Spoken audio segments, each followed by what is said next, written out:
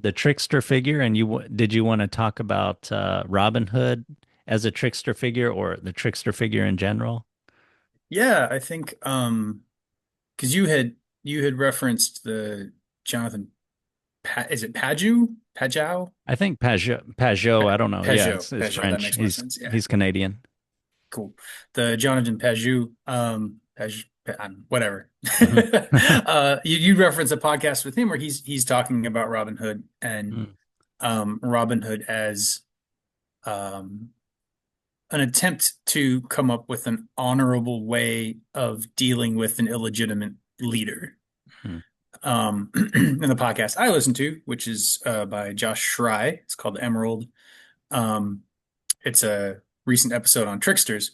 He talks about Trickster as a figure, and he the podcast is great. He goes through all these different cultures, but a lot of the focus is on, I think, the Zuni or the Hopi people in Santa Fe, New Mexico, and how in their religious celebrations or their sort of big spiritual celebrations for the tribe, they'll have figures who are tricksters. They're clowns or dancers or something, mm. and they'll come through. They'll walk in. They'll walk everywhere backwards. They'll break into like sacred spaces and like make fart jokes. They'll sing loudly. One of the stories he said was like one of the examples he gave was, if you're out there and there's the clown is over there singing and you go, "Oh, Mr. Clown, you're singing quite well today." The clown could say, "Yeah, it's because I fucked your wife last night." It's like that kind of like dirty play, kind of just tearing down of social norms. Yeah. Um, and the point he makes in the podcast is that when you have, whether it's a leader or a social structure, if there's not a way built in to the structure or the leadership role where the structure is able to die and be reborn, or is able to be critiqued and change direction, if it just doesn't, if there's no feedback loop, then that's where trickster energy will come in to tear it down. And if the society, like oftentimes the society will have like a chance to turn around. And then if they say no, then they'll maybe get another chance, but the stakes will be a little higher. And if they say no, then things go up further and further. And Mm, if it gets to a certain point where like each of those is a chance to turn to Trickster and say, yes, we're going to feed you, we're going to take care of you. mm, Um, you're here to tell us that there's problems and we are going to address those problems. We're going to, make a change in how we're doing things. mm. If you don't do that, then the trickster energy kind of builds up and it will eventually just tear down the whole system, because the system has to go away for the new thing to be born. If you're not willing to go through the effort of birthing it yourself, then trickster will come in and tear it down. Um, and I had just listened to that when you sent me this Robin Hood podcast. And so it occurred to me that what you have in Robin Hood is a case of the legitimate rulership is gone. So the person who is in charge is not to be trusted. Prince John, the sheriff of Nottingham as his right man, but Prince John. Mm. Um, and you have Robin Hood coming in as a way of um trying to address the balance, the imbalance. I mean, I think even in the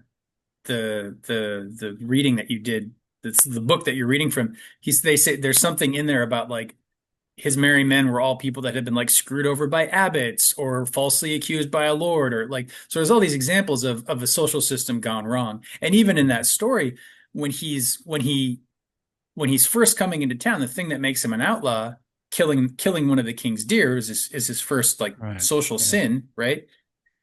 That group of men, if I remember correctly, they're foresters. They work for the Yeah. king. That's And right. I so didn't they're say that. they're supposed to tell him that. So if he goes in and he's like, if you're like the king's foresters and you're in charge of like making sure nobody kills the king's deer or whatever, and some youth comes in and he's like, "Oh, I'm gonna kill that deer over there to show you what a good archer I am." That's the point where a legitimate ruler says, a legitimate social structure says, "No, if you kill that deer, you'll be an outlaw." Oh, okay. Well, I'm not trying to do that. I'm all fired up. Let's shoot at a tree instead. No problem, no outlaw, nothing. Nobody says anything to him. He kills the deer, and then all of a sudden they're like, "Well, we're foresters, Yeah. and you so now you're in trouble, buddy." Yeah. And I mean that's completely illegitimate. That's, Yeah. I don't think I have to explain why that's bad. So that's like your first sign that something is rotten, you know?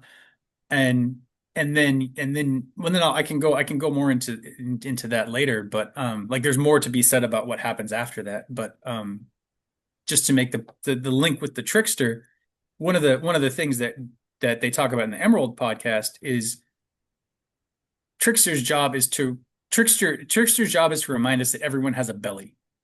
Even if you Mm. have these high, noble-minded ideals that are actually noble and you're doing your best to achieve them, if you aren't paying attention to the fact that everybody's hungry and somebody at any moment could come through and like, in the trickster ceremonies, they've got whips and they run around with whips and they'll just hit you with whips if you're not paying attention. If you're paying attention, then you dodge them, and everything's fine. But it just kind of keeps you on your toes. And it reminds you that there are elements that need care and feeding that maybe aren't high and mighty. And if you don't take care of that whole structure, then the lower elements will tear down the higher elements. Mm. Um, and that the trickster elements are usually something that's on the outskirts of society.